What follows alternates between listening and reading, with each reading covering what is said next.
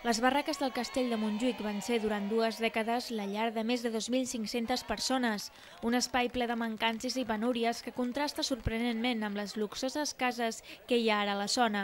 Dissabte, més de 500 persones que vivien en aquesta muntanya a la dècada dels 50 i els 60 es van aplegar per celebrar la primera trobada de barraquistes i recordar com era i com vivia el poble de Montjuïc. Els participants de la trobada recordaven anècdotes viscudes al Caserón o a la plaça del Castell, que esdevenia l'espai principal on es feia vida social. La festa també va comptar amb actuacions musicals, recitals de poesia i un dinar popular. Arrel de diverses trobades que havíem tingut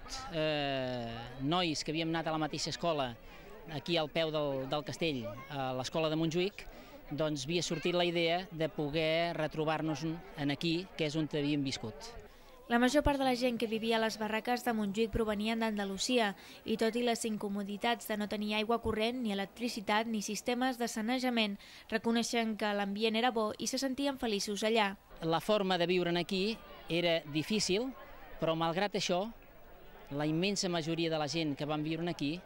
ho recordem amb carinyo i ho recordem doncs, bé, en el sentit de que hi havia una germanor, hi havia una solidaritat, hi havia una ajuda mútua que en altres àmbits, i com per exemple avui dia el progrés, doncs no ho ha fet possible mantenir.